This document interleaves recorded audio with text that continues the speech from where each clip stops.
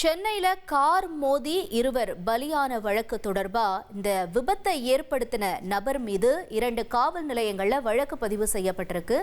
முக்கிய செய்தியா பார்த்துட்டு இருக்கோம். விவரங்களோடு இணைஞ்சிருக்காரு செய்தியாளர் சுரேந்தர். வணக்கம். இப்ப இந்த விபத்தை ஏற்படுத்திய நபர் யார் என்று அடையாளம் தெரிய வந்திருக்கு இல்லையா?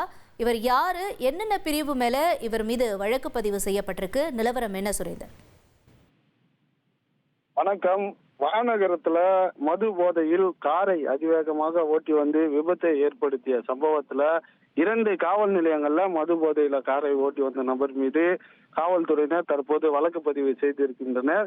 குறிப்பாக மது போதையில காரை ஓட்டி வந்த நபர் திருவேற்காடு அடுத்த வேலப்பட்டு பகுதியை சேர்ந்த சாய் சீனிவாசன் என்பதும் அவர் சாப்ட்வேர் நிறுவனத்துல பணிபுரிந்து வருவதும் தெரிய வந்திருக்கிறது.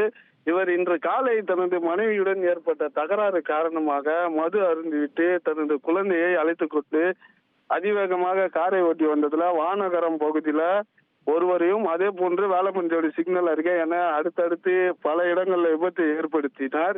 இதில் 2 பேர் பரிதாபமாக உயிரிழந்தனர். இந்த சம்பவத்து தொடர்பாக போலீசார் சீனிவாசனை கைது செய்து காவல் நிலையம் அழைத்து சென்று விசாரணை செய்ததுல அவர் மது போதையில காரை இயக்கியதும் குடும்ப தகராறு காரணமாக மது அருந்துவிட்டு செயலில் ஈடுபட்டதும் தெரிய வந்தது. இந்த நிலையில இவர் மீது தற்போது மதுரவாயில் அதே போன்று ஆவடி புலனாய்வு என 2 காவல் நிலையங்கள்ல வழக்கு பதிவு செய்திருக்கின்றனர். வாகனத்தை அதிவேகமாக ஓட்டுவது, விபத்தை ஏற்படுத்துவது, இறப்பு ஏற்படும் வகையில் வாகனங்களை இயக்குவது உள்ளிட்ட பல்வேறு பிரிவுகள்ல தற்போது போலீசார் வழக்கு பதிவு செய்து இவர் மீது நடவடிக்கை எடுக்கும் சட்டத்தின்படி தற்போது அவரை காவல் நிலையத்தில் வைத்து விசாரணை மேற்கொண்டு வருகின்றனர்.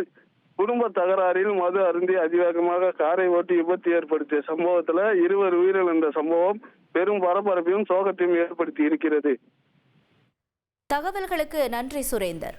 உங்கள் தந்திவன் தொலைக்காட்சியில் கருடா தினமும் காலை 6 மணிக்கு காண தவறாதீர்கள்.